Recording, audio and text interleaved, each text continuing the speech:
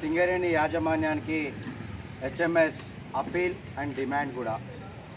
సింగరేణి చరిత్రలోనే OCP3 RG2 area చాలా పెద్ద మెగా ఓసీ.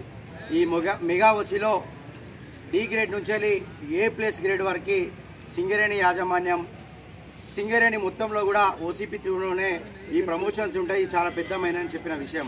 అలాంటి సందర్భాల్లో రీసెంట్గా RKOC బంద్ అయితే మనుషులను తీసుకున్నాం, OC1 నుంచి ట్రాన్స్ఫర్ తీసుకున్నాం, మనుగూరు నుంచి ట్రాన్స్ఫర్ తీసుకున్నాం.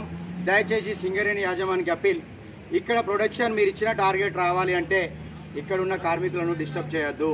మీరు ఏదైతే నోటిఫికేషన్ 60 మంది ఇచ్చారో మనుగూరుకి ఎవరి ఇష్టమైతే వాళ్ళే వెళ్ళాలని ఇచ్చారో ఆ యొక్క రిక్రూట్మెంట్ని ఈ 15 రోజులల్లా కంప్లీట్ చేసి ఎవ్వరికి ఇబ్బంది కలగకుండా మీరు వాళ్ళను ట్రైనింగ్ కమ్ పోస్టింగ్ అక్కడే తీసుకుంటే ఈ అన్ని ఏరియాలలో ఉన్న ఓపెన్ కాస్ట్లు ఎలాంటి డిస్టర్బ్ కావు, వర్క్ ప్రొడక్షన్లో డిఫాల్ట్ కాదు, మీరు ఇచ్చిన టార్గెట్ కూడా నష్టం జరగదని సింగరేణి యాజమాన్యానికి మరియు అదేవిధంగా RG2 GM గారికి మేము విన్నవించుకుంటా ఉన్నాం. దయచేసి ఈ విషయాన్ని అన్ని యూనియన్లు కూడా సమాచితంగా ఆలోచించి నీది నాది అని జెండాలు పక్కన పెట్టి OCP3లో ఉన్న కార్మికుల గురించి, మిగతా అన్ని కార్మికుల గురించి సంక్షేమ విషయంలో అయితే స్కూళ్ళు స్టార్ట్ అయినాయి, ఫీజులు కట్టుకున్నారు, పిల్లల్ని పట్టుకొని మనుగూరు పోలేని పరిస్థితి. ఇక్కడ వర్షాకాలం స్టార్ట్ అయింది, మనుగూరులో కూడా వర్షాకాలమే ఉంటుంది.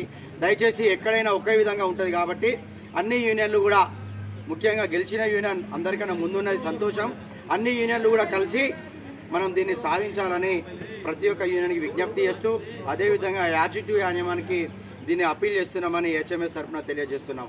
కార్మికుల ఐక్యత, కార్మికుల ఐక్యత. EP ఆపరేటర్లు మన ఊరు తీసుకెళ్ళాలని విరమించుకోవాలి. OCP3లో ప్రొడక్షన్ రావాలంటే కార్మికులను విరమించుకోవాలి, ట్రాన్స్ఫర్లను విరమించుకోవాలి, ఎక్కడున్న వాళ్ళని అక్కడే ఉంచాలి.